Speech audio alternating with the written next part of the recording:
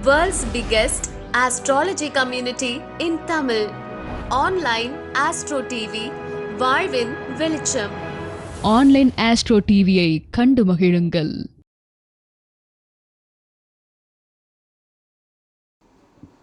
எல்லோருக்கும் எல்லாம் கிடைக்கட்டும். நவகிரகங்களுடைய ஆசியுடன், பஞ்சபூதங்களுடைய ஆசியுடன், தர்மசாஸ்திரா ஜோதிட வித்யாலயினுடைய பராபவ வருடத்தினுடைய பஞ்சாங்க பூஜையானது மிகவும் சிறப்பாக இன்றைய தினம் நடைபெறுகிறது. இந்த பஞ்சாங்க பூஜையினுடைய நோக்கம் பார்த்திங்கன்னா, ஒவ்வொரு வருடமும் நம்மளுடைய மாணவர்களுக்கு பஞ்சாங்கம் படிக்கக்கூடிய ஒரு பழக்கத்தை உருவாக்க வேண்டும் என்பதற்காக நம்ம இதை பண்ணிகிட்ருக்கோம். இந்த நாளில் நம்ம உங்கள் சார்பாக நம்மளுடைய மாணவர்கள் அனைவர்களுக்கும் இந்த வருடத்தினுடைய பலன்களை வழங்கவிருக்கிறோம். அதெல்லாம் உட்காரலாம், சேர் இருக்குது, அப்படியே உட்காந்துக்குங்க. அதே மாதிரி இது ஒரு அரை மணி நேரம் ஆகும். ஸோ அதனால் கொஞ்சம் வெயிட் பண்ணுங்கள். பசி எடுக்கிறவங்க சாப்பிட்றலாம், உங்களுக்கான உணவு ஏற்பாடுகள் செய்யப்பட்டது. ஸோ நீங்கள் உணவு அதுவும் நீங்கள் சாப்பிட்றவங்க அப்படி சாப்பிட்டு கூட கேட்டுக்கலாம், ஒன்றும் தப்பு கிடையாது. பராபவ வருடம் ஒவ்வொரு வருஷமும் எப்படி இருக்கும் அப்படின்ற மிகப்பெரிய கேள்விகளுக்கு பதில். அதாவது நம்மளுடைய தமிழ் ஆண்டுகள் அப்படிங்கிறது 60 ஆண்டுகள். 60 ஆண்டுகளில் இந்த பராபவ வருடம் அப்படிங்கிறது பார்த்திங்கன்னா 40வது வருஷம். ஓகேங்களா? ஒவ்வொரு வருஷத்துக்கும் ஒரு வெண்பா உண்டு. இந்த வருஷம் எப்படி இருக்க போகுது அப்படின்ற விஷயங்களை நம்ம இருக்கும். இந்த வருடத்துடைய பிறப்பு அப்படிங்கிறது எங்கே சார் தொடங்குது அப்படின்னா, நம்ம எல்லாமே தெலுங்கு வருட பிறப்புன்னு ஒன்று கொண்டாடுவோம். அதாவது நம்ம எல்லான்றோம்ல மெயினாக தெலுங்கு சமுதாய மக்கள் அதை அதிகமாக பிரசித்தி கொண்டுவாங்க. அந்த தெலுங்கு வருட பிறப்பு தான் தமிழ் அந்த நாள் என்னைக்கு வருது அப்படின்னு பார்க்குறது தான் தமிழ் ஆண்டினுடைய தொடக்கமாக நம்ம கொண்டாடிட்டு இருக்கோம். அதுதான் இந்த ஆண்டு பார்த்திங்க அப்படின்னா எப்போ வந்திருக்கு அப்படின்னு பார்க்கும்போது, இந்த வருஷத்துடைய தெலுங்கு வருட பிறப்பு பங்குனி மாதம் பிரதமை திதி 20/3/2026 வியாழக்கிழமை அன்னைக்கு, அதாவது விடிஞ்சா வெள்ளிக்கிழமை, வியாழக்கிழமை நள்ளிரவு 4:52, வெள்ளிக்கிழமை அதிகாலை 4:52 அன்னைக்கு உங்களுக்கு இந்த தெலுங்கு வருட பிறப்பானது வருகிறது. அன்றைய தினம் பார்த்திங்கன்னா விடிஞ்சதுக்கு பிறகு தான் வெள்ளிக்கிழமை அப்படின்றதுனால, அன்னைக்கு நாலதிபதி குரு அப்படின்றதுனால இந்த வருஷத்தினுடைய ராஜாவாக குருவாக வரார். எப்பயுமே குரு ராஜாவாக வர்றது ரொம்ப ரொம்ப ஆரோக்கியமான ஒரு செயல். ஏன் அப்படின்னா, ஒரு ராஜாவாக சூரியன் வந்தார்னா எல்லா நாட்டையும் கைப்பற்றணும், எல்லாருக்கும் நமக்கு அடிமையாகணும், நான் என்னோடய அதிகாரத்தின் கீழே எல்லாத்தையும் கொண்டு வரணும் அப்படின்ட்டு சொல்லக்கூடிய அமைப்பில் வரும். ஒரு ராஜாவாக செவ்வாய் வந்தார்னு வச்சுக்கோங்களேன், நான் தான் எல்லாம், எனக்கு கீழே தான் இந்த உலக நாடுகள் அப்படின்ற ஒரு ஆதிக்கத்தை கொடுத்து வரும். ஒரு ராஜாவாக குரு வரும்போது உலகத்திற்கே ஒரு நன்மையான ஒரு அமைப்பை ஏற்படுத்தக்கூடிய அமைப்பு யாருன்னா, ஆலோசகராக, ஒரு தலைமை கருத்தாவாக நிர்வகிக்கக்கூடிய ஆற்றல் இந்த குருவுக்கு இருக்கிறதுனால, இந்த குருவுக்கு பார்த்தீங்க அப்படின்னா இந்தியா மாதிரி இருக்கக்கூடிய, அதாவது சாதி மத இன பாகுபாடு கலைந்த பல மொழிகள் பல மதங்கள் இணைந்து செயல்பட இருக்கக்கூடிய ஒரு ஜாதி மத பாடுபாடு இல்லாமல், ஓகேங்களா, இந்த மாதிரி நாடுகள் முதன்மையாக வருவதற்கான வாய்ப்புகளை உருவாகும். சொல்லுவாங்க இல்லையா, உலகத்தில் அமெரிக்கா தான் எல்லாமே, அமெரிக்கா சொல்கிறது தான் இந்த உலகம் கேட்கணுன்ற மாதிரி சொல்லுவாங்க இல்லையா. அதை தவிடுபொடியாக்கக்கூடிய அற்புதமான ஒரு காலம் பார்த்திங்க அப்படின்னா இது இந்த வருஷத்துடைய தொடக்கமாக இருக்கும். ஏன்னா இந்த உலகத்தினுடைய தொடக்கத்தில், இந்த வருடத்தினுடைய தொடக்கத்தில் உலகத்தினுடைய எல்லாத்துக்குமே, உலகத்திற்கு கூடிய எல்லா நாடுகளுக்குமே பார்த்திங்க அப்படின்னா இந்தியா தான் ஒரு தலைமையாக, அதாவது ஒரு மத்தியஸ்தன் சொல்லுவோம் இல்லையா, மத்தியஸ்தனா இருந்து அறிவுரை நகர்ந்து இது தப்பு, இது சரி, இது இதனால் மக்கள் பாதிக்கப்படுறாங்கன்ற மாதிரியான விஷயங்களை சொல்லி ஒரு வழிகாட்டக்கூடிய அமைப்பில் பார்த்திங்க அப்படின்னா, ஏன்னா உலகத்தினுடைய ஆதி இந்தியா தான். ஓகே, அதில் தமிழ்நாடு தான். அதனால் பார்த்திங்க அப்படின்னா இந்த குமரி கண்டம் அப்படின்ட்டு தோன்றிய காலத்திலிருந்து உலகத்தினுடைய ஆதியாக இருந்து செயல்படுத்திக் கொண்டிருக்கக்கூடிய நமது தமிழ் தேசியமானது அற்புதமாக ஒரு உலகிற்கே வளர்ச்சி அடையக்கூடிய ஒரு ஆண்டாக இந்த ஆண்டு இருக்கிறதுக்கான அமைப்பு உருவாகி இருக்குங்க. ரைட். அடுத்தது பார்த்திங்கன்னா இந்த பராபவ ஆண்டு அப்படின்ட்டு சொல்லக்கூடிய ஆண்டு பார்த்திங்க அப்படின்னா கலியுகாதி ஆண்டில், அதாவது நம்ம சொல்லுவோம் கலியுகம் தோன்றி இன்னைக்கு 5128வது வருஷமாக இந்த பராபவ ஆண்டு ஆனது இருக்க போகுது. அதாவது நம்ம சொல்லுவோம் கலியுகம் என்பது நம்மளுடைய கிருஷ்ணனுடைய இறப்புக்கு பின் தொடங்கிய ஆண்டு தான் கலியுகம். ஸோ இன்றைக்கும் பார்த்திங்க அப்படின்னா இந்த கலியுகம் பார்த்திங்க அப்படின்னா சுமார் 4,20,000 ஆண்டுகள். ஓகேங்களா? அதாவது அப்படி போகும்போது 5000 வருஷம் தான் நம்ம ஆயிருக்கு. ஓகேங்களா? 5000 வருஷத்துல நம்ம இருக்கிறோம். 5128வது வருஷத்தில் நம்ம இப்போ பயணிக்க போகிறோம் அடுத்தது இப்படி சொல்லலாம். இதில் வந்து சாலிவாகனன் ஒரு மன்னன் இருந்தான். அவனுடைய வரலாறுகளை அடிப்படையாக கொண்டு 1942 வருஷத்தில் நம்ம எடுக்கிறோம். கொல்லம் ஆண்டு கேரள மக்கள் வந்து தனக்கான அவங்க ஒரு ஆண்டு பயணமிக்கிறாங்க. அது வந்து 1201, 1202. திருவள்ளுவர் அவருடைய பிறப்பை மையமாக கொண்டு நம்ம கணக்கு வந்தது 2057 வருஷம் நம்ம இப்போ போயிட்டுருக்கிறோம். அடுத்து வரக்கூடிய பரபரா ஒன்றில் விக்ரமாதித்தன் என்ற ஒரு மன்னனுடைய வரலாறுகளை அடிப்படை கொண்டு 2083 வருஷத்தில் நம்ம பயணிச்சிட்ருக்கிறோம். தென்னிந்தியாவில் ஃபுல்லாக இதை பராபர ஆண்டுன்னு சொல்லுவாங்க, பராபவ ஆண்டுன்னு சொல்லுவாங்க. அதே மாதிரி சௌராஷ்டிரிய மக்கள் வந்து பார்த்திங்கன்னா 714வது ஆண்டாக இந்த ஆண்டை கொண்டாடுறாங்க. ஸ்ரீ ராமானுஜனுடைய வாழ்ந்த வரலாறுகளை அடிப்படையாக கொண்டு 1010வது வருஷமாக நம்ம கொண்டாட போகிறோம். ஆங்கிலத்தில் 2026, 27வது வருஷம். பசலி ஆண்டு நார்த் இந்தியாவில் பசலி ஆண்டுன்ற முறையில் 1435வது வருஷம். அதே மாதிரி பிரபாவதி ஆண்டு இதே மாதிரி 40வது வருஷம். வட இந்தியாவில் பிங்கள ஆண்டாக இது சொல்லப்படுகிறது. அதாவது இந்த பராபவ வருஷத்தினுடைய வெண்பா என்ன சொல்லுது அப்படின்னு பார்த்தீங்கன்னா, இந்த ஆண்டினுடைய நிறைய வந்து பிற்பகுதியில் நிறைய மழை உண்டு அப்படின்னு சொல்லி தெளிவாக சொல்கிறாங்க. அதே மாதிரி வந்து இந்த கால்நடைகள் வந்து அதிகமாக வளர்க்கக்கூடிய ஒரு ஆசைகள் வந்து மனிதர்களுக்கு அதிகம் உருவாகும், கால்நடைகளுடைய வளர்ச்சி அதிகமாக இருக்கும், பால் வளம் பெருகும் அப்படின்னு சொல்லி சொல்கிறாங்க. அதே மாதிரி மக்களுக்கு வந்து பார்த்திங்கன்னா எல்லா வகையிலையும் வந்து மிகப்பெரிய ஒரு நல்ல ஆண்டாக, இது வரைக்கும் நிறைய ஆண்டுகள் வந்து பாதிப்பு தான் இருந்திருக்கு. இந்த ஆண்டு வந்து எல்லாருக்கும் நோய் நொடி இன்றி ஒரு இன்பமாக வாழக்கூடிய ஒரு அத்தியாவசியமான ஒரு ஆண்டாக இந்த ஆண்டு வந்து வெண்பாவின் மூலியமாக நமக்கு வந்து சொல்கிறாங்க. அடுத்தது வந்து பார்த்திங்க அப்படின்னா, இந்த ஆண்டு ஒவ்வொரு வருஷத்துக்கும் வந்து நம்ம இந்த ராஜா, மந்திரி, சேனாதிபதி, அரக்காதிபதி என்ற விஷயங்களை வந்து நிறையா பண்ணுவாங்க. அதில் வந்து பார்த்திங்க அப்படின்னா இந்த ஆண்டு வந்து பார்த்திங்கன்னா ராஜாவாக வந்து குரு பகவான் வந்திருக்காரு. ஸோ குரு வந்துட்டாவே நமக்கு ஓரளவுக்கு வந்து அற்புதமான ஒரு ஆண்டு அப்படின்ற விஷயங்களை நம்ம மனதார எடுத்துக்கலாம். ஆனால் ஒரு வருஷத்தில் ஒரு ராஜாவாக வரக்கூடிய நபர் எப்படி இருந்தால் நல்லது பண்ணணுன்ற ஒரு விஷயத்த மறைமுகமாக எடுக்கணும். பொதுவாக ராஜாவாக குரு வந்துட்டார் உடனே நல்லது பண்ணுவார்னா மத்தியஸ்தம் பண்ணுறதுக்கு நல்லது பண்ணுவார். குரு பகவான் இன்னைக்கு இருக்கக்கூடிய கோச்சாரங்களில் வரக்கூடிய பராபவ ஆண்டின் அடிப்படையில் கோச்சார ரீதியாக குரு வந்து ஆட்சி உச்சஸ்தானங்களில் இருந்தாலோ நட்பு வீடுகளில் இருந்தாலோ அது மிகப்பெரிய அபரிவிதமான ஒரு நல்ல பலன்களை வழங்குவார் அப்படின்ற விஷயங்கள் நம்ம எடுப்போம். இந்த ஆண்டினுடைய தொடக்கமானது வந்து பார்த்தீங்கன்னா குரு பகவான் மிதுன ராசியில தான் பயணிக்கிறார். 1/6 தான் அவர் வந்து பார்த்தீங்க அப்படின்னா கடகராசிக்கு இந்த வருஷத்துல வந்து குரு பயிற்சி இருக்கு கண்டிப்பாக இருக்கிறது. ஏன்னா திருக்கணித பிரகாரம் தான் நம்ம ஃபாலோ பண்றோம், வாக்கிய பிரகாரம் நம்ம ஃபாலோ பண்றது இல்லை. ஸோ இதில் வந்து ஒரு மறைமுகமான ஒரு விஷயத்த சொல்கிறேன். இன்றைக்கி இருக்கக்கூடிய வரலாற்று சிறப்புமிக்க அறிவியல் ரீதியான காலங்களில் இன்னும் பழைய பஞ்சாங்கத்தை தயவு செஞ்சு பார்க்காதீங்க, ஓகேங்களா? எதுக்காக சொல்கிறேன் அப்படின்னா, இன்றைக்கி சேட்டலைட்டில் எந்த கிரகம் எங்கே இருக்குது அப்படின்ற விஷயங்கள் எல்லாத்துக்குமே தெரியும். அப்படி இருக்கக்கூடிய காலங்களில் இப்போ தான் சனி பயிற்சி நடந்திருக்கு அப்படின்னு சொல்லி மிகப்பெரிய ஒரு மாயாஜாலத்தை கிளப்பி விட்டு, ஓகேங்களா, இதெல்லாம் வந்து அன்வான்டேடு செயல், மக்களை திசை மாற்றக்கூடிய ஒரு செயல் தான் நம்ம சொல்லணும். அதாவது ஒருத்தருடைய சமய சடங்குக்குள்ளே நம்ம தலையிடக்கூடாது தான், அதில் மாற்று கருத்து கிடையாது. ஏன்னா கோயிலுக்குன்னு ஒரு பாரம்பரியம் இருக்குது, அந்த பாரம்பரிய ரீதியாக அவங்க பண்ணுறாங்க, அதையும் நான் தப்பு சொல்லலை. ஆனால் இவர்கள் எல்லாம் ஒன்று கூடி ஒரு முடிவெடுத்து இன்னைக்கு இருக்கக்கூடிய அறிவியல் காலகட்டத்துக்கு பொருந்தக்கூடிய ஒரு செயலை ஏற்கனவே திருப்பதி தேவஸ்தானம் ஏற்றுக்கொண்டப்பட்டது. அவங்களும் வாக்கிய பிரகாரம் தான் பண்ணிட்டு இருந்தாங்க. அதுக்கப்புறம் ஒரு பெரிய பெரிய பஞ்சாங்கர்கள், அறிவியல் விஞ்ஞானிகள் எல்லாம் ஒன்று சேர்ந்து ஒரு மாநாடு நடத்தி திருக்கணிதம் தான் ஏக உடையது, ஏற்றுக்கொள்ளக்கூடியதுன்னு சொல்லி ஏற்றுக்கொண்டு திருப்பதி இந்த பெரிய கோவில்லையே என்ன பண்ணுறாங்க, திருக்கணித பஞ்சாங்கத்தை தான் ஃபாலோ பண்ணுறாங்க. அப்போ இங்கே இருக்கக்கூடிய எல்லா கோயில்களும் என்ன பண்ணணும், இந்த மாதிரி ஒரு சபையில் நீங்கள் பெரிய விவாதமே நடத்துங்க. விவாதம் நடத்தி விவாதத்தின் மூலியமாக எது தீர்ப்பாக வருதுங்கிறது நீங்கள் உணர்ந்து செயல்பட்டீங்க அப்படின்னா மக்களுக்கு குழப்பமில்லாத ஒரு வாழ்க்கையை கொடுக்கலாம், ஓகேங்களா? இப்போ தான் சனி பயிற்சி ஆகுது அப்படின்னா இதுக்கு 1.5 வருஷமாக நாங்கள் சொல்ல பலன் தப்பா சில பேர் கேள்வி கேட்குறாங்க.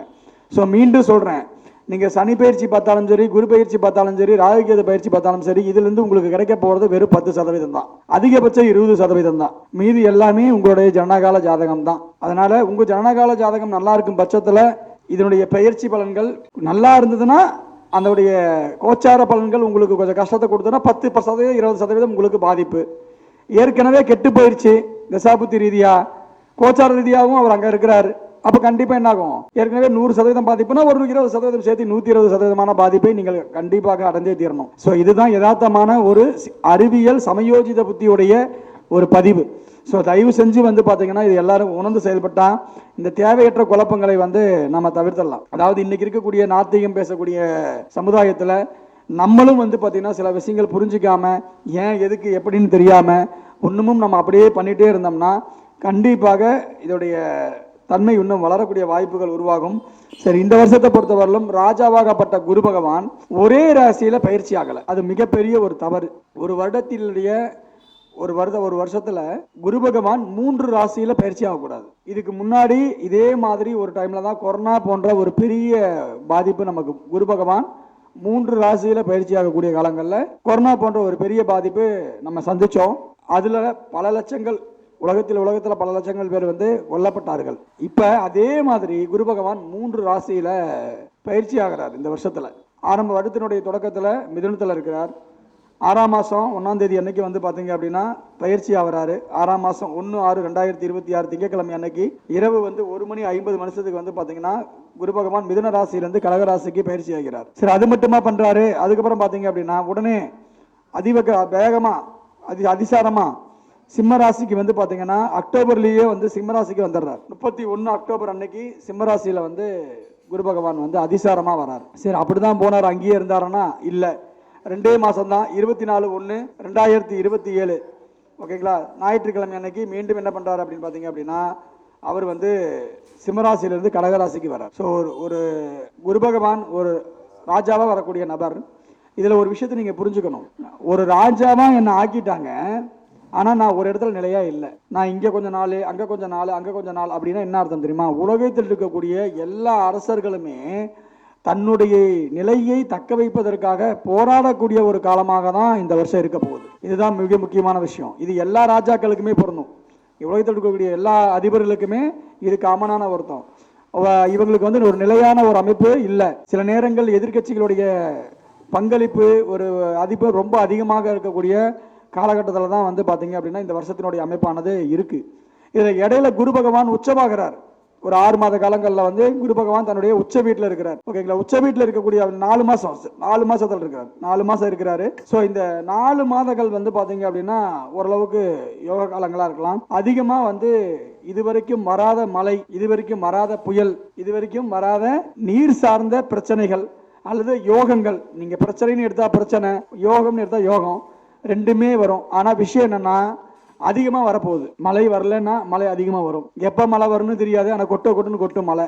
அதுக்கான சூழ்நிலைகள் எல்லாம் இந்த வருஷத்துக்கான வாய்ப்புகள் வந்து மிக அற்புதமாக இருக்கு அப்படின்ற விஷயங்களை வந்து நம்ம பதிவு பண்ணியே ஆகணும். அது வந்து இருக்குங்க.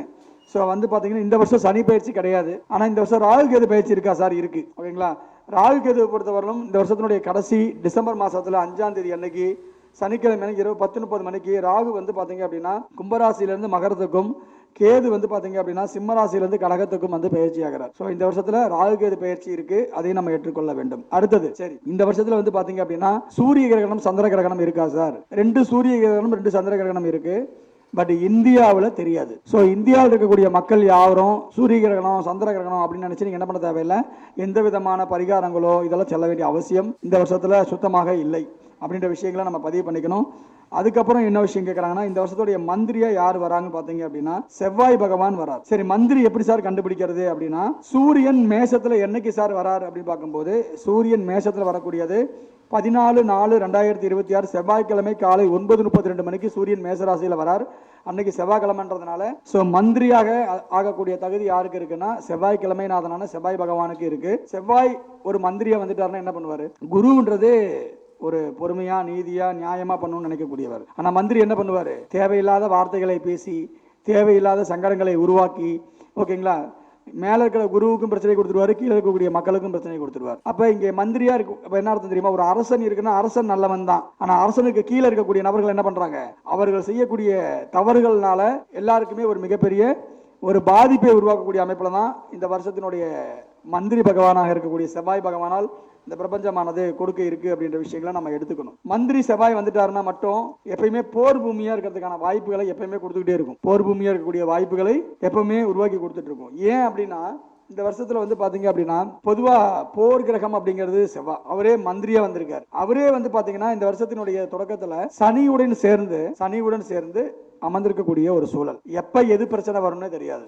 திடீர்னு வந்து பாத்தீங்க அப்படின்னா இந்த ஈரான் பிரச்சனை அப்படின்றது நீங்க தீர்வில்லாத ஒரு பிரச்சனைன்னு தான் நம்ம சொல்லணும். ஏன் அப்படின்னா இது இப்போதைக்கு முடியாது. இது கொஞ்சம் கொஞ்சமா இந்த இந்த ரஷ்யா போர், உக்ரைன் ரஷ்யா போர் இருந்தது இல்லையா, அந்த மாதிரி வந்து என்னதுங்க ஒரு மிகப்பெரிய ஒரு இது வரும். இதில் வந்து பார்த்தீங்கன்னா மறைமுகமாக ஒரு பெரிய அதிபர், ஓகேங்களா, அது ஈரான் சார்ந்தது இனிமேல் கிடையாது. மற்ற நாடுகளில், இதர நாடுகளில் ஒரு பெரிய அதிபருக்கு ஒரு பாதிப்பு இருக்கும். அது உருவாக்கக்கூடிய சூழலை வந்து உருவாக்கும். அப்போ வந்து இது 3ஆம் உலகப் போருக்கான வாய்ப்புகளை உருவாக்குறதுக்கான வாய்ப்புகளையும் இது உருவாக்கி இருக்கும். என்ன எப்படியோ ஒன்று, ஏன்னா குரு பகவான் 3 ராசிகளில் பயணிக்கக்கூடிய காலங்களில் பல லட்சங்கள் மரணங்கள் இருக்கும் அப்படிங்கிறது தான் வந்து ஜோதிடத்தில் சொல்லப்பட்ட விதி. ஸோ நம்ம என்ன பிரார்த்தனை பண்ணிக்கணும் அப்படின்னா, முடிஞ்ச வரைக்கும் வந்து சமத்துவத்தை பேணுறதுக்கு எல்லாரும் உதவணும். அதுக்கு வந்து பார்த்தீங்கன்னா ஒவ்வொரு ஊர்லேயும் வந்து பார்த்தீங்க அப்படின்னா சத்ரு சம்ஹார பூஜை பண்ணிட்டு, மிருத்யுஞ்சய ஹோமம் பண்ணிட்டு, ஓகேங்களா, இந்த ஹோமங்கள் வந்து கொஞ்சம் சாந்தப்படுத்தி கொடுக்கும் அப்படின்ற விஷயங்கள் நம்ம பண்ணிக்கலாம். அவங்கவுங்க வந்து நிதர்சனமான உண்மையை புரிஞ்சுக்கணும். பொதுமக்களுக்கு இடையூறு செய்யக்கூடிய பிரச்சனைகள்ல அரசாங்கத்தில் இருக்கக்கூடிய பெரிய பொறுப்பாளர்கள் வந்து முன்னிருந்து வந்து ஏற்றுக்கிட்டு பொதுமக்களை நம்பி தன்னுடைய வளர்ச்சி நம்ம நினைக்காம பொதுமக்களுக்காக நம்ம வந்து எல்லாத்தையும் விட்டு கொடுத்து போனாங்க அப்படின்னா நிறைய விஷயங்கள்ல காப்பாற்ற முடியும். பட் ஆனால் இது என்ன நடக்கும்ன்றது பிரபஞ்சத்தினுடைய கையில தான் இருக்கு. ஸோ உஷாரையா உஷாரு, ஓரஞ்சாரம் உஷாருன்னு சொல்லுவாங்க இல்லையா, அந்த மாதிரி தான் உலக நாடுகள் இருக்கக்கூடிய அமைப்பு. இந்தியாவை பொறுத்தவரையிலும் போருக்கான சூழ்நிலை கிடையாது. இந்தியாவை பொறுத்தவரையிலும் 100% போருக்கான சூழ்நிலை இந்த வருஷத்துல கிடையாது. ஆனால் போருக்கு உதவி செய்யக்கூடிய சூழ்நிலை உண்டு. யாராவது ஒருத்தர் உதவி கேட்டாங்கன்னா போய் உதவி பண்ணக்கூடிய சூழ்நிலை, ஆலோசகர் வழங்கக்கூடிய சூழ்நிலை இந்தியாவுக்கு உண்டு.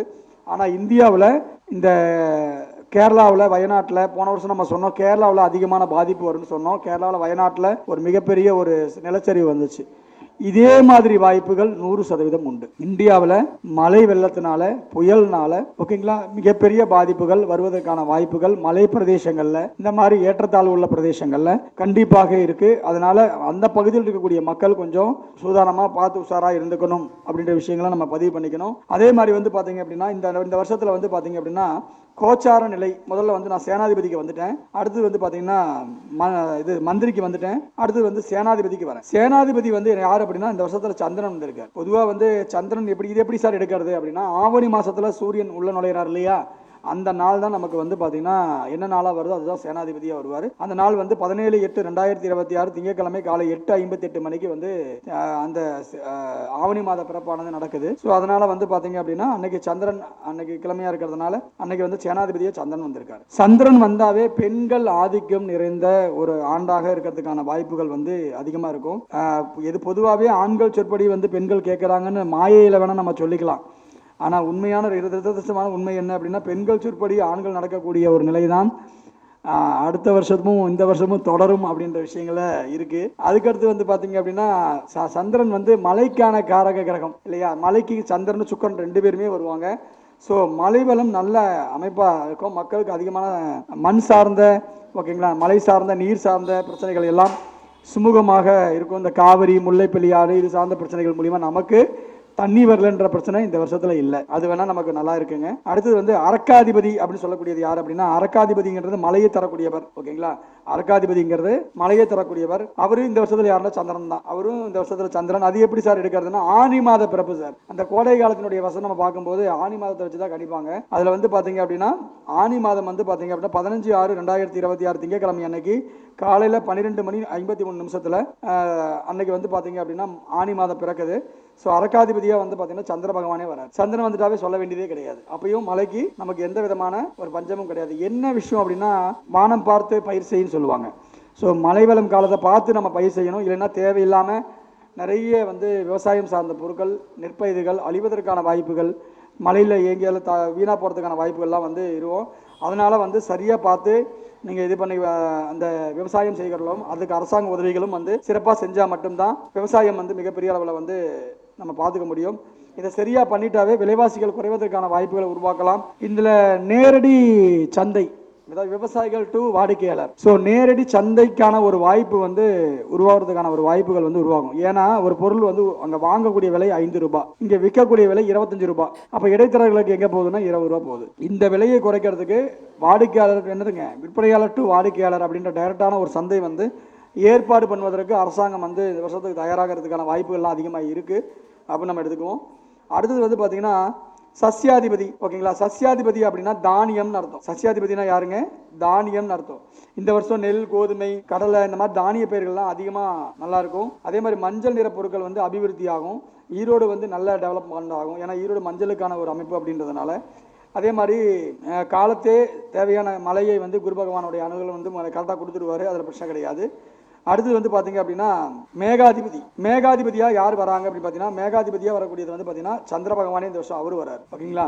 அப்போ என்னது, மழையும் அவர் தான், மேகமும் அவர் தான். அப்படின்ற போது என்னதுங்க, காலத்தோடு நல்ல மழை பெய்யும், நீர்நிலைகள் நல்லா நிரம்பும், விவசாயம் செலுத்தி விளைச்சலை தரும், விலைவாசிகள் கட்டுக்குள் இருக்கும், மக்கள் சுகத்துடன் சந்தோஷமாக வாழ்வதற்கான வாய்ப்புகளை வந்து மேகாதிபதி வரக்கூடிய சந்திர பகவானும் கொடுக்கிறார். அதுவும் அற்புதமாக இருக்குதுங்க. அடுத்தது வந்து பார்த்தீங்க அப்படின்னா ரசாதிபதி. ஓகேங்களா?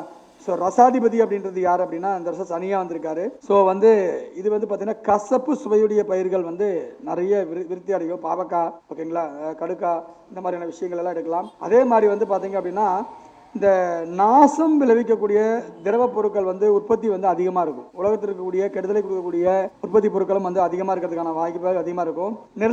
அதாவது நெரசாதிபதியாக வந்து குரு பகவான் வந்திருக்காரு. ஓகேவா? நெரசாதிபதி யார் அப்படின்னு பார்த்தீங்க அப்படின்னா எப்படி எடுக்கிறது அப்படின்னா, தை மாதம் பிறப்பை வச்சு எடுக்கிறது. அது வந்து பார்த்தீங்கன்னா 14/1/2027 வியாழக்கிழமை அன்னைக்கு குரு அன்னைக்கு இருக்கிறதுனால நெரசாதிபதியாக குரு வந்திருக்காரு. இது வந்து பார்த்தீங்க அப்படின்னா குரு வந்துட்டாவே வந்து புஷ்பராகம், கனக புஷ்பராகம். இப்போ இதை வந்து ஒரு விஷயத்தை நான் பதிவு பண்ணணும் இந்த இடத்துல. இன்னைக்கு மக்கள் எல்லாமே என்னன்னா, இந்த குரு கோல்டு வந்து அதிகமாக போகுமா, ரொம்ப கம்மியாகுமா, நான் எப்போ வாங்கலாம் அப்படின்ற மாதிரி வச்சுட்டு இருப்பாங்க. இப்போ கோல்டு வாங்கணும்னு நினைக்கிறவங்களுக்கும், கோல்டு இல்லை எனக்கு வாங்கக்கூடிய சக்தி இல்லை அப்படின்னு நினைக்கிறவங்களுக்கும் இந்த வருஷம் நீங்கள் ஒரு விஷயத்த பண்ணால் போதும். மஞ்சள் புஷ்பராகம், அதாவது கனக புஷ்பராகம்னு சொல்லுவாங்க. ஓகேங்களா? கனக புஷ்பராகத்தை நீங்கள் உங்கள் ஜாதகத்தில் அதாவது 2ஆம் இடம் அப்படின்றது வந்து நம்மளுடைய வருமானம்னு சொல்லுவோம். ஓகேங்களா? அது ரெண்டாம் இடம்ங்கிறது வருமானம். 2ஆம் இடம் வருமானம் அப்படின்றது அது என்ன கிழமைன்னு பார்த்துக்கோங்க. உதாரணத்துக்கு ஒரு தனுசு லக்னம்னா 2ஆம் இடம் சனிக்கிழமை அப்படின்னு வரும். ஓகேங்களா? அப்படின்னு நம்ம எடுத்துக்கலாம். அதே மாதிரி உங்களுடைய 2ஆம் அதிபதினு ஒரு 2வது நட்சத்திரம்னு ஒன்று இருக்கும். நீங்கள் ஒரு நட்சத்திரத்தில் பிறந்திருப்பீங்க. நான் பூர நட்சத்திரத்தில் பிறந்திருக்கேன்னா எனக்கு 2வது நட்சத்திரம் உத்திர நட்சத்திரம்னு பேரு. உங்களுடைய 2வது நட்சத்திரமும் உங்களுடைய 2ஆம் அதிபதியுடைய கிழமையும், ஓகேங்களா, இந்த கிழமை இந்த நட்சத்திரம் இந்த ரெண்டும் வரக்கூடிய நாளில் ஒரு சுப ஹோரையில் அன்னைக்கு நல்ல நாள் பார்த்துட்டு அந்த நேரம் பார்த்துட்டு நீங்கள் போய் கனக புஷ்பராகத்தை வாங்கி குரு பகவானுடைய சன்னதியில், நவகிரகத்தில் குரு பகவான் இருப்பார், அங்கே போய் சன்னதியில் வச்சு அர்ச்சனை பண்ணிட்டு நீங்கள் மோதிரமாகவோ அல்லது வந்து டாலராகவோ நீங்கள் அது வந்து பயன்படுத்திட்டு வந்தீங்கன்னாவே இந்த குரு சார்ந்த யோகம் உங்களுக்கு முழுமையாக கிடைக்கும். ஓகேங்களா? அதனால எனக்கு கோல்டு வாங்க முடியல, மஞ்சள் புஷ்பராகத்தை போட்டாவே சொல்லுவாங்க இல்லையா, பொன் வைக்கிற புஷ்பத்தை வையும்பாங்க இல்லையா, அதில் வந்து பார்த்தீங்க அப்படின்னா நீங்கள் கோல்டு பயன்படுத்துறதுக்கு பதிலாக கனக புஷ்பராகத்தை நீங்கள் வந்து பயன்படுத்திட்டீங்கன்னாவே 100% உங்களுக்கு அனைத்து விதமான குருவர்களும் கிடைச்சிரும். மிகப்பெரிய இந்த பொருளாதாரத்தை ஈட்டக்கூடிய ஆற்றல் உங்களுக்கு கிடைக்கும். ஸோ அதை வந்து நீங்கள் எல்லாருமே பார்த்து கொண்டிருக்கக்கூடிய மக்கள், ஜோதிடர்கள், ஓகேங்களா, நீங்களாம் வந்து உங்களுடைய வழிபாடுகளில் நீங்கள் வந்து பொதுமக்களுக்கு தாராளமாக இந்த வருஷம் கொடுக்கலாம். ஓகேங்களா? இந்த வருஷம் தானியாதிபதியாக வந்து புதன் வந்துட்டார். தானியாதிபதியாக புதன் வந்துட்டாவே நமக்கு நல்லது கிடையாது. அதாவது என்னன்னா, சந்திரன் வந்து சந்திரனுக்கு புதனுக்கு பகை. அப்போ என்ன ஆகும் அப்படின்னா, அந்த தானியங்களை அடைச்சி வைக்கிறது, இல்லை தானியங்களை நாசம் பண்ணுறது, வெளியே தண்ணினால வந்து சேகரித்த மாதிரி ஆகிறது, இந்த மாதிரியான விஷயங்கள் வந்து அதிகமாக புயல்னாலையும் மழைனாலையும் ஏற்படுறதுக்கான வாய்ப்புகள் வந்து இருக்குது. ஸோ இதை வந்து ஆட்சியாளர்களும் விவசாயிகளும் கரெக்டாக பிளான் பண்ணி அதுக்கான ஒரு பிளான் பண்ணால் மட்டும்தான் தப்பிக்க முடியும். அதை வந்து அவர்கள் வந்து பாற்றுக்கொள்ள வேண்டும் அப்படின்ற விஷயங்களை வந்து நீங்கள் எடுத்துக்கணும். ஓகேங்களா? அதே மாதிரி வந்து பார்த்தீங்க அப்படின்னா ஒவ்வொரு ராசிக்கும் வந்து இந்த வருஷம் ஆதாயம் என்ன, விரயம் என்ன அப்படின்ற விஷயங்கள் நம்ம தெரிஞ்சுக்கணும். இது வந்து காமனாக சொல்லக்கூடிய விஷயம். இது இல்லாமல் தசாபுத்தியை நம்ம பிரதானமாக படுத்திக்கணும். இந்த வருஷத்தை பொறுத்தவரையிலும் மேஷம் விருச்சக ராசிக்காரங்களுக்கு ஆதாயம் 11ங்க, விரயம் 5 தான். ஸோ 2 ராசிகளுக்குமே ஆதாயம் 11, விரயம் 5. ரிஷப ராசிக்காரங்களுக்கு, துலாம் ராசிக்காரங்களுக்கு ஆதாயம் வந்து 5 தான், ஆனால் விரயம் வந்து 14. அதிகமாக விரய செலவுகள் வரதுக்கான வாய்ப்புகள் உண்டு. மிதன ராசிகளுக்கு, கன்னி ராசிகளுக்கு ஆதாயம் 8, விரயம் 11, அவங்களுக்கு அதிகம் தான். கடக ராசிக்காரங்களுக்கு தான் சிறப்பாக இருக்கு, ஆதாயம் 8, விரயம் 2. சிம்ம ராசிக்காரர்களுக்கு எப்பயுமே ஆதாயமும் 5, விரயம் 5. தனுசு மீனம் அற்புதமான ஒரு அமைப்பு, ஆதாயம் 14, விரயம் 11. மகரம் கும்பம் ஆதாயம் 2, விரயம் 8. ஸோ இப்போ வந்து யாருக்கு பரவாயில்லன்னா தனுசு மீனம் பரவாயில்ல, மேஷ விருச்சகம் அற்புதம். ஓகேங்களா? இது 2 சிறப்பாக இருக்குங்க. கடகராசிக்காரங்களுக்கு சிறப்பாக இருக்குது இந்த வருஷம். ஸோ பொருளாதாரங்களை சேர்த்துக்கொள்ளுங்கள். வெளியே மற்றவங்கலாம் வந்துருச்சேன்னா கொஞ்சம் பார்த்து உஷாராக செலவு பண்ணிக்கோங்க, அதையும் நீங்கள் பார்த்துக்கோங்க. இந்த வருஷம் வந்து கோல்டு வாங்கணும்னு நினைக்கிறவங்க இடையில வந்து ஓரளவுக்கு குறையறதுக்கான வாய்ப்புகள் வந்து ஆனி மாதம் 20ஆம் தேதியிலேருந்து ஆடி மாதம் 15ஆம் தேதி வரைக்கும் கொஞ்சம் வந்து விலை குறைவதற்கான வாய்ப்புகள் இருக்கும். ஸோ அந்த நேரத்தில் வந்து நீங்கள் என்ன பண்ணிக்கலாம்னா அதுக்கான வாய்ப்புகளை நீங்கள் பெறலாம். ஸோ பெரிய முதலீடுகளை நீங்கள் கோல்டில் பண்ணக்கூடாது. ஓகேங்களா? கோல்டு விலை உயர்வேறும், அதனால் வந்து 2 லட்ச ரூபா வரும், அதெல்லாம் பொய். ஓகேங்களா? ஒரு ஷாலிடாக ஒரு இப்போ வந்து 1,20,000 இருக்குது அப்படின்னா 1,30,000, 1,10,000 இந்த ரேஞ்ச், இந்த 1 லட்சத்துலேருந்து 1,30,000 தான் என்ன இருக்குங்க, ஆவரேஜாக ஒரு இது இருக்குங்க. அது மாதிரி ஒரு விஷயத்தை தான் கொண்டு போவாங்க. அதனால் நீங்கள் வந்து அதை நீங்கள் என்ன பண்ணிக்கலாம், நீங்களே புரிந்து கொள்ளலாம். சரி, இந்த வருஷத்தை பொறுத்தவரையிலும் நம்ம சொல்ல சங்கராந்தி பலன்கள் ஒன்று சொல்லுவாங்க. சங்கராந்தி இந்த வருஷம் எதில் வந்திருக்கு பாரு அப்படிம்பாங்க. சங்கராந்தி பகவான் இந்த வருஷம் எப்படி வந்திருக்காங்கன்னு பார்த்தீங்கன்னா, மார்கழி மாதம் 30ஆம் தேதி 14/1/2027 வியாழக்கிழமை அன்னைக்கு சப்தமி திதி உத்திரட்டாதி நட்சத்திரம் சிவம் நாம யோகத்தில் கரசை கர்ணத்தில் வந்து சங்கராந்தி பகவான் வந்திருக்காங்க. கரசைனா யானைன்னு பேரு, சந்திரன் பேரு. அப்ப அதுக்கு யாருங்க, யானை வடிவத்தில் யார் வந்திருக்கா, நம்ம சங்கராந்தி பகவான் வந்து வந்திருக்காரு. ஸோ இந்த ஏதாவது எந்த சொல்லுவாங்கள்ல, திதியை பிடித்தால் விதியை வெல்லலாம்னு சொல்லுவாங்க, திதியில் பாதி கர்ணம்னு சொல்லுவாங்க. அப்போ மறைமுகமாக நீங்கள் வந்து பார்த்தீங்கன்னா யானைக்கு உணவு கொடுக்கறது, ஓகேங்களா. யானை உருவத்தில் அமர்ந்தவர் அப்படின்னு பார்க்கும்போது 2 பேர் இருக்காங்க. அதில் ஒன்று குரு பகவானே என்ன பண்ணுவார், யானை தான், குருவோடையதே யானையில் தான் உட்காந்துருப்பாரு. நீங்கள் குருவோடையது ஒரிஜினல் நீங்கள் போய் பார்த்தீங்கன்னா நம்ம ஆஃபீஸில் இருக்கும், யானையில் இருக்கிற மாதிரி தான் இருக்கும், ஓகேங்களா. குரு வந்து அதே மாதிரி இந்திரன், ஓகேங்களா. இந்திரன் வந்து வெள்ளை யானையில் வரக்கூடிய நபர். ஸோ அவருக்கும் நீங்கள் வழிபாடு பண்ணலாம். அதே மாதிரி குருவாயூர் வந்து மிகச்சிறந்த இந்த வருஷத்துடைய ராஜாவாக வரதுனால குருவாயூர் வந்து ஆகச்சிறந்த ஒரு வழிபாடு ஸ்தலமாக இந்த வருஷத்தில் இருக்கும். குருவாயூர் போயிட்டு வரவங்களுக்கு இந்த வருஷத்துக்கு உண்டான அனைத்து விதமான ஒரு அற்புதமாக ஒரு அமைப்பு இருக்கும். அதே மாதிரி வந்து பார்த்தீங்க அப்படின்னா இந்த வருஷத்தினுடைய பொது பலன்கள் அப்படின்ற விஷயங்கள் நம்ம வருவோம். பொதுவாக இந்த வருஷம் வந்து ரிஷப லக்னத்தில் நம்ம இந்த வருஷத்துடைய உதயமானது இருக்கு. ஸோ ரிஷபம் அப்படின்னாவே என்னன்னா பொருளாதாரத்தை முன்னின்று இருக்கக்கூடிய ஒரு லக்னம் தான் ரிஷப லக்னம். ரிஷப லக்னத்துக்கு அதிபதி இந்த வருஷத்துல சுக்கிரன் 12ஆம் இடத்துல இருக்கார். அயன போகஸ்தானத்துல சுக்கிர பகவான் இருக்கிறார் அப்படின்னு பார்க்கும்போது, அப்ப லக்னாதிபதி விரயஸ்தானத்துல போறாரு இல்லையா. அப்ப மக்கள் தன்னுடைய சுகத்துக்காக, தன்னுடைய தேவைக்காக, தன்னுடைய ஆடம்பரத்திற்காக அதிகமான விரைய செலவுகளை செய்யக்கூடிய ஒரு காலகட்டத்தில் தான் இந்த வருஷமானது முழுமையாக இருக்க போகுது அப்படின்னு நம்ம எடுத்துக்கணும்.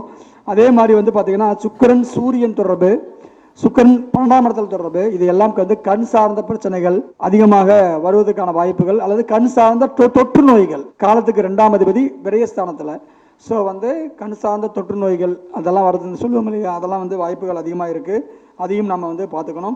அதே மாதிரி இந்த வருஷத்தினுடைய 2ஆம் இடத்துல வந்து பார்த்தீங்கன்னா குரு பகவான் இருக்கிறார். அப்போ குரு அப்படின்றது 2ஆம் இடத்துல இருக்கலாமா சார் அப்படின்னா, நீங்கள் கடன் வாங்கக்கூடிய அமைப்பு, ஏன்னா அஷ்டமாதிபதி ரிஷப லக்னத்துக்கு அஷ்டமாதிபதி 2ல் இருக்கிறது என்ன அப்படின்னா, என் பிரச்சனைக்காக நான் ஓடுகிறேன், என் தேவைக்காக நான் ஓடுகிறேன், ஒரு கடனுக்காக ஓடுகிறேன், ஒரு நோய், இந்த மாதிரி ஒரு பெரிய பெரிய பாதிப்புகளுக்காக தன்னை சுற்றி ஒரு வட்டம் போட்டுக்கிட்டு அதுக்கே ஓடுன்னு வாழ்க்கை ஃபுல்லாக ஓடக்கூடிய காலங்கள் தான் இந்த வருஷம் இருக்குது. பொருளாதாரம் வரும், அதை இழக்கக்கூடிய அமைப்பு தான் இந்த வருஷத்தில் இருக்குது. 2ஆம் அதிபதி 5ஆம் அதிபதி இருக்கக்கூடிய புதன் பகவான் இந்த வருஷத்தினுடைய அமைப்பில் வந்து பார்த்தீங்கன்னா நீஷமாக இருக்கிறார். அப்போ 2ஆம் இடம்ங்கிறது என்னது, எல்லா வருமானத்தையும் கொண்டு போய் விட்டுட்டு வர்றது. 5ஆம் இடம் குழந்தைகள் சார்ந்தோம். இந்த வருஷத்துல தான் எழுதி வச்சுக்கோங்க, அதிகமாக செயற்கை கருத்தரிப்பதற்கான வாய்ப்புகளை உருவாக்கும், ஓகேங்களா. IVF அப்படின்ற முறையில் வந்து ரொம்ப அதிகமாக, ஏன் அப்படின்னா 5ஆம் இடத்த அதிபதி புதன் நீசமாகி செவ்வாய் சனி அப்படின்ற ஒரு கிரகத்தினோட சேர்ந்திருக்கிறார். அப்போ காலத்துக்கு பாதகாதிபதி அவங்க. ஸோ இது என்ன பண்ணி கொடுக்கும் அப்படின்னா, கண்டிப்பாக குழந்தை சார்ந்த ஒரு பிரச்சனையை ஏற்படுத்தி கொடுக்கும். குழந்தை இல்லாத தம்பதிக்கு நிறைய IPS கருத்தரங்க புதுசாக வரும். இப்போ சொல்ல முடியாது, இந்த EMIயில் கட்டுற மாதிரியெல்லாம் வரும். அதை மாதிரிலாம் கட்டிக்கிட்டு இந்த வருஷம் வந்து ட்ரீட்மெண்ட், பெண் குழந்தைகளுக்காக ட்ரீட்மெண்ட் எடுக்கக்கூடிய காலத்தில் தான் இந்த வருஷம் வந்து அதிகமாக இருக்கும். காதல் பிரச்சனைகள்னால அதிக பிரச்சனைகள், சிறு வயதிலேயே வந்து பாதிக்கப்படக்கூடிய அமைப்பு, சிந்தனைகள், புத்தி சிந்தனைகள் வந்து பாதிக்கப்படக்கூடிய அமைப்பு, புதன் வந்து நீசமாகக்கூடிய அமைப்பு, இதை எல்லாமே ஏற்படுத்தி கொடுக்கும். அதே மாதிரி வந்து பார்த்தீங்க அப்படின்னா ஒரு கோயிலுக்கு போகணும் அப்படின்ற விஷயங்களை வந்து அதிகமாக ஏற்படுத்தி கொடுக்காது, ஓகேங்களா. அந்த தொடர்பில் பாதிக்கப்படுது. அதே மாதிரி 3ஆம் அதிபதி அப்படின்ற சந்திரன் வந்து ராகுவோட சேர்த்திருக்கிறார். மக்கள் எல்லாருமே வந்து எதுக்காக ஓடுறனே தெரியாம வாழ்க்கையில ஓடிக்கொண்டே இருக்கக்கூடிய காலங்களில் தான் இந்த வருஷம். ஏன்னா சதய நட்சத்திரத்தில் இந்த வருஷம் பிறக்குது, ஓகேங்களா. சதயம் அப்படிங்கிறதே செயற்கை கரு அப்படின்னு அர்த்தம், 100 குழந்தைகள்னு அர்த்தம். அதனால சொன்னேன் நான், செயற்கை கருத்தால் அதிகமான வாய்ப்புகள் இருக்கும். குழந்தைகள் ஆரோக்கியத்தில் ரொம்ப அதிகமான அக்கறையை வந்து தேவைக்கூடிய காலங்கள் தான் இந்த வருஷத்தில் இருக்கும். அதிகமாக வந்து குழந்தைகள் பாதிக்கப்படக்கூடிய ஆண்டாகவும் இந்த வருஷம் இருக்கு. ஏன்னா குரு பகவான் 3 ராசிகளில் பயிற்சி ஆகிறார் அப்படின்ற நம்ம எடுத்து பார்க்கணும்.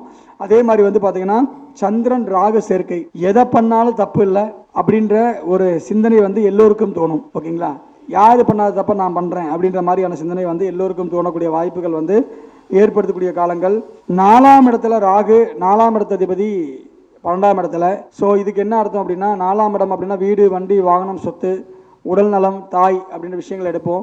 அது வந்து 4ல் கேது அப்படின்ற போது இந்த வருஷத்தினுடைய தொடக்கத்தில் எல்லோருமே உடல்நலத்தில் அக்கறதை யாரும் காட்ட மாட்டோம், ஓகேங்களா. எதுக்கு எடுத்தாலும் கார் வாங்கணும், பங்களா வாங்கணும், வீடு வாங்கணும், இடம் வாங்கணும், இப்படியா ஏதாவது ஒரு தேவைகளுக்காக தன்னை அடாப்படுத்தி கொண்டு அதில் பயணிக்கக்கூடிய காலங்களில் தான் இந்த வருஷமானது இயங்கிட்டு இருக்குதுங்க.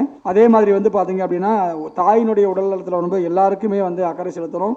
அதே மாதிரி 5ஆம் இடம் அப்படின்னு சொல்லக்கூடிய ஆல்ரெடி நம்ம சொல்லிட்டோம். பூர்வ புண்ணியத்தில் பிரச்சனை, பூர்வீக சொத்துல பிரச்சனை, குழந்தைகள்லாம் பேசுறதில்ல, குழந்தைகளால் பிரச்சனை இருக்குது, குழந்தைகளுக்கு நோய் தொந்தரவு, ஓகேங்களா.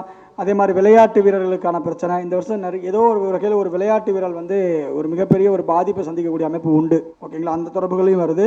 அதே மாதிரி இந்த வருஷம் வந்து துவாதசி திதி அப்படின்றதுனால வந்து பார்த்தீங்க அப்படின்னா திதிசூன்யமாக துலாம் மகரம் வரும். அப்போ காலத்துக்கு 6, காலத்துக்கு 7, காலத்துக்கு 10, இந்த உதயத்துக்கு அதாவது இந்த ரிஷபலக்கணத்துக்கு 6, 9. அப்போ என்னென்னா 6ஆம் இடம்னா வேலைன்னு அர்த்தம். அப்போ வேலையில் நிறைய இன்னல்கள், பிரச்சனைகள், வேலை இல்லாத ஒரு நிலைமைகள், ஓகேங்களா, இது எல்லாம் வந்து அதிகரிக்கக்கூடிய காலங்கள் வந்து இருக்கும். அதே மாதிரி வந்து 9ஆம் இடம் கோயில் சார்ந்த வழிபாடுகள், முன்னோர்களுடைய ஆசீர்வாதங்கள், நம்மளுடைய தந்தையோட விஷயம், இது எல்லாமே ஓகேங்களா தடை தாமதமாக நமக்கு எல்லாமே கிடைக்கும் அப்படின்ற விஷயங்கள் எடுக்கணும். அதே மாதிரி வந்து பார்த்தீங்க அப்படின்னா இந்த வருஷத்தில் வந்து பார்த்தீங்க அப்படின்னா வேலை சார்ந்த விஷயங்கள் எப்பவுமே கொஞ்சம் தடையாக தான் இருக்குது. திருமணம் ஆகாதவங்களுக்கு 7ஆம் அதிபதி 11ஆம் இடத்துல இன்னைக்கு மாறுபட்ட திருமணங்கள், அதாவது வயது மூத்த பெண்ணை கல்யாணம் பண்ணுறது, அல்லது வந்து பார்த்தீங்கன்னா திருமணம் ஆனவங்களை அவங்கள விவாகரத்து பண்ணவங்கள திருமணம் பண்ணுறது, ஓகேங்களா. இந்த மாதிரி ஏதோ ஒரு வகையால் முரண்பாடான திருமணங்களும், அதே மாதிரி வந்து பார்த்தீங்க அப்படின்னா ஜாதி விட்டு ஜாதி பார்க்கலப்பா எனக்கு பொண்ணு கிடைச்சா போகும் அப்படின்ற ஒரு அமைப்பில் கல்யாணம் பண்ணக்கூடிய அமைப்பு, அதிகமான திருமணங்கள் இந்த வருஷத்தில் நடக்கும், ஓகேங்களா. ஏன்னா 7ஆம் அதிபதி சனியோடும் சேர்ந்து 11ஆம் இடத்துல தொடர்பு வந்திருக்காரு. ஸோ இந்த தொடர்புகள் வந்து நிச்சயமாக அதை ஏற்படுத்தி கொடுக்கும்.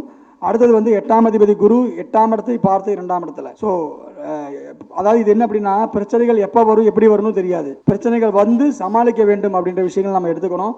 அதே மாதிரி 9ஆம் அதிபதி 11ஆம் இடத்துல இருக்கிறது வந்து இப்போ நல்லது. முறையாக ஆலய வழிபாடுகள், கீர்த்தனைகள், பஜனைகள், வழிபாடுகள் எடுத்துக்கிறவங்களுக்கு நல்ல ஒரு கொடுப்பனை இந்த வருஷத்தில் உண்டு, ஓகேங்களா. கோயில் வழிபாடுகளை சரியாக எடுத்துக்கிறவங்களுக்கு நல்ல ஒரு கொடுப்பனை இந்த வருஷத்தில் இருக்குது.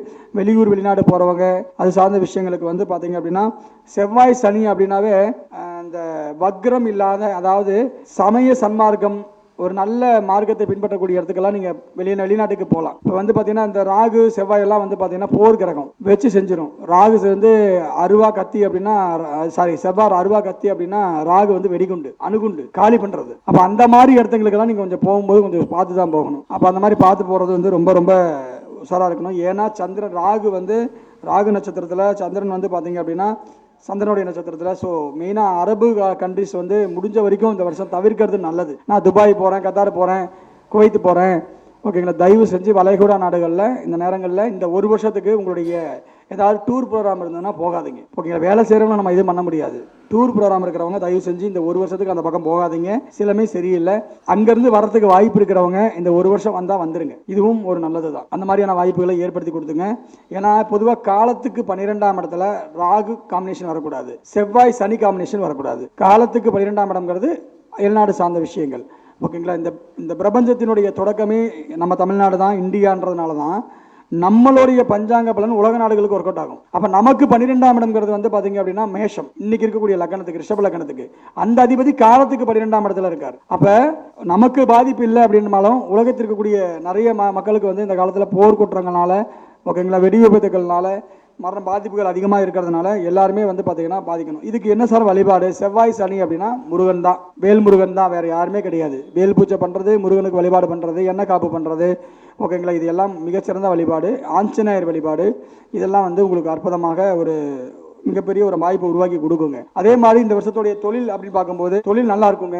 சொந்த தொழில் பண்ணுறவங்களுக்கு நல்ல ஒரு அற்புதமான ஒரு அமைப்பு உண்டு, ஓகேங்களா. 10 குறைவன் 11 லாபஸ்தானத்தில் இருக்கார், ஓகேங்களா. நல்லா இருக்குது.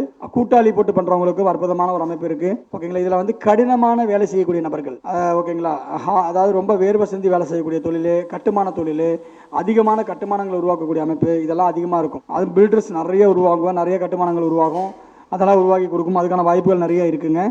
புதன் சார்ந்த பணிகள் தோய்வடையும். அப்போ ஐடி, ஓகேங்களா, ஐடி ஃபீல்டு, அந்த மாதிரி இந்த ஏஐ டெக்னாலஜி மூலிமா நிறைய என்னங்க ஆள் குறைப்பு பணி இதெல்லாம் வந்து நடப்பதற்கான வாய்ப்புகள் வந்து அதிகமாக இருக்கும். வெளிநாட்டில் இருக்கிறவங்க முடிஞ்ச வரைக்கும் இந்தியா பக்கம் வந்துருங்க. நம்ம மக்கள் நம்ம நாட்டை தேடி வந்துருங்க. நம்ம விவசாயம் செஞ்சு கூட பொழைச்சிக்கலாம். விவசாயம் செய்வதற்கு இந்த வருஷம் அற்புதமான ஒரு காலம். செவ்வாய் சனி இறைவு 11ஆம் இடத்துல இருக்குது, ஓகேங்களா. நல்ல ஒரு காலம் தான், அதை நீங்கள் பண்ணிக்கலாம். அடுத்தது வந்து 12ஆம் இடத்து அதிபதி, ஓகேங்களா. அதாவது 12ல் வந்து சூரியன் செவ்வாய் இருந்தோம் அப்படின்னாவே எப்பயுமே வந்து தூக்கும் போது ஒரு டென்ஷன், ப்ரெஷர், இதெல்லாம் இருந்துக்கிட்டே தான் இருக்கும். அதே மாதிரி வந்து 11ஆம் அதிபதி உங்களுடைய தேவைக்காக உங்களுடைய திட்டமிடல் வந்து அதிகமாக இருக்கும். ஓகேங்களா, நாளையுடைய தேவைக்காக உங்களுடைய திட்டமிடல் வந்து அதிகமாக இருக்கும். இந்த வருஷத்துடைய நட்சத்திரம் சதயம் நான் சொன்னேன். அதே மாதிரி இந்த வருஷத்துடைய யோகம் சுப்பிரம் நாம யோகம், சுப்பிரமணியனே வந்திருக்காரு. யோகத்துக்கான அதிபதி வந்து ரோகிணி நட்சத்திரம், ஓகேவா, கிருஷ்ண பரமாத்மா. ஸோ அது வந்து உங்களுக்கு அற்புதமாக வந்திருக்கு. ஸோ சந்திரன் தான் அங்கேயும் வந்திருக்காரு. ஆக மொத்தம் இந்த வருஷத்துடைய அதிகமான ஆதிபதிக்க வந்து யாருன்னா சந்திர பகவான் தான். குரு வந்து ராஜாவாக இருந்தாலும் சந்திரனுடைய ஆதிபக்கம் நிறைய இடங்கள்ல வந்து பார்த்தீங்க அப்படின்னா மிக அற்புதமாக இந்த வருஷம் இருக்கு. ஏன்னா பார்த்தீங்கன்னா சேனாதிபதி, அரக்காதிபதி, மேகாதிபதி, ஓகேங்களா, இந்த மாதிரி 3 அதிபதியாகவும் வந்திருக்காரு. ப்ளஸ் வந்து இந்த வருஷத்துடைய யோகியாகவும் சந்திர பகவான் வந்து செயல்பட இருக்கிறார். ஸோ அற்புதமான ஒரு காலகட்டத்தில் தான் இருக்கு. ஸோ இதில் இந்த பஞ்சாங்கம் வந்து பார்த்தீங்க அப்படின்னா எதுக்காக படிக்கப்படுது அப்படின்னா, கண்டிப்பாக நீங்கள் இந்த பஞ்சாங்கம் நான் படித்த மாதிரி உங்ககிட்ட எல்லாருக்குமே வந்து இன்னைக்கு நாளைக்குள்ள கேட்டவங்க எல்லாத்துக்குமே ஆல்ரெடி நம்மகிட்ட பதிவு பண்ண எல்லாத்துக்குமே வந்து இந்த பஞ்சாங்கமானது அனுப்பி வைக்கப்படும். நீங்கள் பராபவ வருஷத்தினுடைய தொடக்க நாளான சித்திரை 1ஆம் தேதி அன்னைக்கு, ஓகேங்களா, நவகிரகங்களுக்கு அபிஷேகம் பண்ணிட்டு நம்ம ஒவ்வொரு வருஷமும் நவகிரக அபிஷேகம் பண்ணுவோம் தர்மசாஸ்திர சார்பா. ஸோ இந்த வருஷமும் இருக்கும். அபிஷேகம் பண்ண முடியாதவங்க நவகிரக கோயிலுக்காவது பக்கத்தில் இருக்கக்கூடிய நவகிரக கோயிலுக்கு போய், ஓகேங்களா, நமக்கு இவங்க தான் சோறு போடுறாங்க, நம்மளுடைய கடவுள் நமக்கு யார் இவங்க தான், ஓகேங்களா, இவங்க இல்லைன்னா நமக்கு யாரும் கிடையாது. அதே மாதிரி நம்ம மட்டுமே வழங்கணுமானா பொதுமக்களும் வழங்கலாம். இங்கே நவகிரகங்களை பார்த்து பலன் சொல்லக்கூடியவர்கள் நவகிரகங்கள் மூலியமாக அனுகிரகங்களை பெறக்கூடியவர்கள் எல்லாருமே. அப்படின்றதுனால அவங்களும் என்ன பண்ணலாம், நவகிரக வழிபாடுகள் பண்ணிட்டு சிவனை தரிசனம் பண்ணிட்டு விஷ்ணுவை தரிசனம் பண்ணிட்டு பிரம்மதேவரை தரிசனம் பண்ணிட்டு நீங்க வந்து அங்கேயே கோவில்லையோ அல்லது வீட்லையோ, ஓகேங்களா, இந்த பஞ்சாங்க பூஜையை வந்து நீங்கள் படித்து பார்க்கணும். இந்த நாள் எப்படி இருக்குது, இந்த அதிபதி யார். ஏன்னா பஞ்சாங்கம் படிப்பதற்கு ஒரு வரம் வேண்டும், பஞ்சாங்கத்தை எடுப்பதற்கே ஒரு வரம் வேண்டும், பஞ்சாங்கத்தை படிப்பதற்கும் ஒரு வரம் வேண்டும். ஸோ இதெல்லாம் வந்து பார்த்தீங்க அப்படின்னா நமக்கு பிரபஞ்சம் கொடுத்துருக்கு அப்படின்னா நம்ம எல்லாமே இந்த பிரபஞ்சத்தினுடைய அதிர்ஷ்டசாலிகள், மிகப்பெரிய கடவுளுடைய செல்ல பிள்ளைகள், நவகிரகத்தினுடைய தூதுவர்கள், பாதுகாவலர்கள்ன்ற மாதிரி நம்ம எத்தனை வேணா சொல்லிக்கலாம். ஸோ அந்த கொடுப்பனை நமக்கு இருக்கு. ஸோ இந்த பிரபஞ்சத்தில் இன்னும் ஒரு விஷயத்தை மட்டும் பதிவு பண்ணணும் இந்த நாளில். இப்போ இதை வச்சு தனிப்பட்ட ஜாதகத்துக்கு பலன் எடுக்க முடியுமா அப்படின்ற ஒரு பலன் நம்ம எடுக்கணும். சரி, அது எடுக்கலாம். எப்படி எடுக்கலாம் அப்படின்னா, இந்த வருஷத்தினுடைய ராஜா யாருன்னு நம்ம பார்த்துக்கணும். இப்போ இந்த வருஷம் ராஜாவா இருக்கக்கூடியது குரு பகவான். என்னுடைய ஜனன காலத்துல குரு பகவான் எந்த வீட்டில் இருக்காரு, ஓகேவா. அப்ப யாருக்கெல்லாம் குரு மறைவு ஸ்தானங்கள்ல இல்ல, 6ஆம் இடத்துல இல்ல, 8ஆம் இடத்துல இல்ல, 12ஆம் இடத்துல இல்ல, நீசமாக இல்ல, ராகுவோடு சேர்ந்து இல்ல, கேதுவோடு சேர்ந்து இல்ல, இல்லாதவங்களுக்கு இந்த வருஷம் அற்புதமான ஒரு காலம். அவ்வளவுதான், முடிஞ்சு போச்சு. நீங்க வந்து குழப்பிக்க வேண்டிய அவசியமே கிடையாது, ஓகேங்களா. குரு உங்க ஜாதகத்துல இந்த அமைப்பில் இல்லாமல் இருந்தாவே சிறப்பு. இதில் கேந்திர கோணங்களில் 2, 11வது ஸ்தானங்களில் உச்ச பலமாகவோ ஆட்சி பலமாகவோ இருக்கிறவங்களுக்கு டபுள் போனஸ், ட்ரிபிள் போனஸ், ஓகேங்களா. அதெல்லாம் நீங்கள் எக்ஸ்ட்ராவாக எடுத்துக்கலாம். இது பொருளாதார ரீதியாகவும் உடல் ஆரோக்கிய ரீதியாகவும் அறிவுரை ரீதியாகவும் நிர்வாகத்திறன் ரீதியாகவும் உங்களுக்கு கிடைக்க போகிற விஷயம். சரி, அடுத்த வருஷம் இந்த வருஷம் தேக ஆரோக்கியத்துக்கு நமக்கு தேவை செவ்வாய் பகவான், ரைட்டா. ஸோ இந்த வருஷம் நமக்கு செவ்வாய் என்ன கொடுக்க போறாரு அப்படின்னா, நம்மளை வழிநடத்த போறார், தேக ஆரோக்கியத்தை ஃபுல்லாக வழிநடத்த போறாரு. அப்போ சேனாதிபதியாக இருக்கக்கூடிய காலங்களில் இந்த வருஷத்தை வழிநடத்துறது அவர் தான். அப்போ நம்ம என்ன பண்ணணும், நம்ம ஜாதகத்தில் செவ்வாய் எங்கே இருக்காரு, செவ்வாய் நான் சொன்ன அதே ரூல் தான், 6, 8, 12 இல்லை, ராகு கேதுவோட இல்லை, நீசமாக இல்லை அப்படின்னா அவர்களுக்கு என்னதுங்க, தேக ஆரோக்கியத்தை பற்றி கவலைப்பட தேவையில்லை. மற்றவங்களுக்கு தான் கொஞ்சம் சரி எனக்கு இல்லை சார் இருக்கு, இந்த மாதிரி ஒரு பாதிப்பு இருக்கு, இதுக்கு நிவர்த்தி இருக்கா சார்னா சாட்சாத் முருகன் தான். அவனை தான் இந்த வருஷம் ஃபுல்லாக நீங்கள் முடிச்சுக்கிட்டு பின்னாடியே போக வேண்டியதான், வேற ஒன்றும் கிடையாது. எந்திரிச்சா முருகா, உட்காந்தா முருகா, அவ்வளோதான். நீங்கள் அப்படியே நீங்கள் என்ன பண்ணிக்கலாம், உங்களுடைய செயல்பாடுகளை நீங்கள் மாற்றிக்கொள்ள வேண்டும். இவங்க 2 பேர் தான் முக்கியம், 2 பேர் தான் முக்கியம். ஏன்னா அப்படின்னா ஒரு ஜாதகத்தை பொறுத்தவரையிலும் மந்திரியாக இருக்கக்கூடிய நபரும் ராஜாவாக இருக்கக்கூடிய நபரும் ரொம்ப ரொம்ப முக்கியம். மற்றவங்களாம் முக்கியம்தான், ஆனால் இவங்க 2 பேரும் பிரதானம், ஓகேங்களா. அப்போ ஒரு ஜாதகத்தில் ஒரு இதில் வந்து பார்த்தீங்கன்னா ராஜா மந்திரி ரொம்ப பிரதானம். 3வது இடத்த நீங்கள் சேனாதிபதி எடுத்துக்கலாம். சேனாதிபதி இந்த வருஷம் சந்திரன் தான். அப்போ சந்திரன் நீங்கள் ஆட் பண்ணிக்கலாம். சந்திரன் அப்படிங்கிறது வந்து மனம் சார்ந்த விஷயம் இல்லையா. என் மனசு இந்த வருஷம் எப்படி இருக்கும், நிலையாக இருக்குமா, பயப்படுவோனா, அல்லது சோகமாக இருப்பேனா, கவலையாக இருப்பேனா, ஓகேங்களா. அப்போ மனம் எப்படி இருக்கும் அப்படின்னா சந்திரனை வச்சு எடுத்துக்கலாம். உங்கள் ஜனகால ஜாதகத்தில் சந்திரன் லக்னத்துக்கு மறைவு ஸ்தானங்கள் இல்லாமல் இருந்து, ராகு கேதுவோடு இல்லாமல் இருந்து, நீசமாக இல்லாமல் இருந்தால் இந்த வருஷம் பிரச்சனை இல்லை. அப்படி இருந்தது அப்படின்னா பிரச்சனைகள் உண்டு. நீங்கள் பண்ண வேண்டிய வழிபாடு திங்கட்கிழமை வழிபாடு, அம்பாள் வழிபாடு, பௌர்ணமி வழிபாடு, இதையெல்லாம் அதிகமாக எடுத்துக்கணும், ஓகேங்களா. லலிதா சஹஸ்ரநாமம் படிக்கணும், படிச்சிங்கன்னா உங்களுக்கு அந்த விஷயங்கள் நிவர்த்தி ஆயிரும். ஸோ இது காமனாக சொல்லக்கூடிய முக்கியம் 3 பேரை வச்சு சொல்லக்கூடிய விஷயம். உங்கள் ஜனகால ஜாதகத்தின் அடிப்படையில் உங்களுக்கு என்ன இருக்குன்னு நீங்கள் அங்கே அந்த கிரகங்களுடைய குரு செவ்வாய் சந்திரனை வச்சு இதை நீங்கள் பார்த்துக்கொள்ளுங்கள். இது இல்லாமல் பொது பலன்களை பார்த்துக்கோங்க, ஓகேங்களா. பொதுவாக சொல்லணும் அப்படின்னா மழை வரும்போது அதை சரியாக சேகரித்துக் கொள்பவனும், வரும் என்று தெரிந்து கொண்டு அதற்குண்டான தக்க முன்னேற்பாடுகளை செய்து கொள்வோம் தான் இந்த வருஷத்தை பொறுத்தவரையிலும் வெற்றியாளராக இருக்க போகிறார். ஓகேங்களா. இந்த வருஷத்தில் வந்து பார்த்தீங்கன்னா நிலையில்லாத ஒரு அரசாங்கம் சார்ந்த விஷயங்கள் வந்து தொடக்க போகுது. தமிழ்நாடு அப்படின்னு வரும்போது தமிழ்நாடுன்னு வரும்போது நிறைய பாதிப்புகள் வரப்போகுது. இது ஒரு கெஸ்ட் இல்லாமல் 5 கிரக சேர்க்கை வந்து இப்போ கும்பத்தில் நடந்துச்சு. அது வந்து தமிழ்நாட்டுக்கு பார்க்கும்போது 8ஆம் இடமா இருக்குது. அதனால ஒரு நிலையில்லாத ஒரு விஷயம் வந்து ஏதோ ஒன்று நடக்க போகுதுன்ற விஷயங்கள் மட்டும் நமக்கு தெரியும். அது என்னன்றது தான் இறைவன் தான் சொல்லணும். ஓகேங்களா. அதுதான் அப்படி போயிட்டு இருக்குது. அது என்னன்றது நமக்கு விரைவில் அவரே சொல்லிக் கொடுப்பார் ஏதோ ஒரு வகையில் அப்படின்ற விஷயம் நம்ம பார்த்துக்கணும். அதே மாதிரி இன்றைக்கி பார்த்தீங்கன்னா உங்களுக்கு எல்லா பக்கமும் தெரியும், இந்த பெண் சார்ந்த பிரச்சனைகள், குழந்தைகள் சார்ந்த பிரச்சனைகள் அதிகமாக இப்போ போயிட்டு இருக்குது. ஓகேவா. இதுக்கு வந்து பார்த்தீங்கன்னா 100% வந்து பார்த்தீங்க அப்படின்னா இந்த ராகு சதயத்தில் இருக்கிறது மிகப்பெரிய தவறு. ஓகேவா. அது இல்லாமல் வரக்கூடிய சந்திரனும் சதய நட்சத்திரத்தில் தான் இந்த வருஷம் இருக்குது. இந்த போதை கலாச்சாரம் அப்படின்றது தான் இந்த சேர்க்கை, சந்திரன் ராகு சேர்க்கை. அது வந்து அதிகமாக இருக்கிறதுனால இந்த போதை கஞ்சா சார்ந்த விஷயங்கள் வந்து ரொம்ப அதிகமாக பாதிக்கப்படக்கூடிய, அதில் ஏற்கனவே இருக்கிறவங்க இன்னும் அதிகமாக பாதிக்கப்படக்கூடிய சூழ்நிலையில் இந்த வருஷமானது அதிகமாக இருக்குது. அதுக்கான முன்னேற்பாடுகளை வந்து அரசு செய்து பிரதானமாக அதை வழிநடத்தணும் அப்படின்றது தான் இது. ஸோ இதை நீங்கள் என்றைக்கு நம்ம ஃபாலோ பண்ணுறோமோ அன்றைக்கி தான் நம்ம என்ன பண்ண முடியும், ஒரு நல்ல ஒரு வெற்றியாளராக உருவாக்க முடியும். சமுதாயம் வந்து இந்த போதை கலாச்சாரத்தை ஒதுக்கிறதுக்கான வழியை வந்து வாய்ப்புகளை உருவாக்குறதுக்கு முன்னேற்பாடுகளை செய்ய வேண்டும் அப்படின்றத வந்து நம்ம இந்த நேரத்தில் வந்து பதிவு பண்ணிக்கிறோம். ஸோ வந்து பொதுவாக இந்த வருஷம் பராபவ வருஷம் வந்து பார்த்திங்க அப்படின்னா மார்க் மதிப்பெண்கள் அப்படின்னு பார்க்கும்போது இந்தியாவை பொறுத்தவரையிலும் 170% கொடுக்கலாம். உலக நாடுகளை பொறுத்தவரையிலும் 140% தான் கொடுக்க முடியும். அந்த மாதிரியான சூழ்நிலையில் தான் மற்ற நாடுகளுக்கு மெயினாக வந்து அரபு கண்ட்ரிகளுக்கு அதிகமாக இருக்குது. இதில் வந்து இது வரைக்கும் பாதிக்காத ஒரு நாடு வந்து எக்ஸ்ட்ரா பாதிக்கும். அது எந்த நாடு அப்படின்றதெல்லாம் வந்து நிறைய யோசனைகள் தேவை. ஆனால் அதுக்கு இது வரைக்கும் பாதிக்காத ஒரு நாடு வந்து புதுமையாக ஒரு நாடு வந்து பாதிக்க போகுது. அது வந்து வரப்போகுது. பெரிய நாட்டினுடைய தலைவர் ஒருவர் பாதிக்கப்படாது, அது ஒரு அமைப்பு இருக்குது. ஸோ இது எல்லாம் வந்து காலம்தான் பதில் சொல்லணும். ஏன்னா யார் ஜனனகால ஜாதகம் அங்கே வந்து பாதிப்படைஞ்சிருக்கோ அவங்களுக்கு தான் அந்த பாதிப்பு வரும். ஸோ இது பொதுவான ஒரு அமைப்பு தான். ஸோ அதை நம்ம வந்து பார்த்து தான் முடிவு பண்ணணும். அதனால் வந்து ஸோ எல்லாருக்கும் வந்து எல்லா விஷயங்களும் இந்த பராபவ வருஷத்தின் மூலியமாக மிகச்சிறப்பாக கிடைக்கணும் அப்படின்றத ஒரு அற்புதமான ஒரு வேண்டுதலோடு நம்ம பஞ்சாங்க பூஜையானது வந்து இந்த நேரத்தில் வந்து நிறைவு பண்ணுறோம்.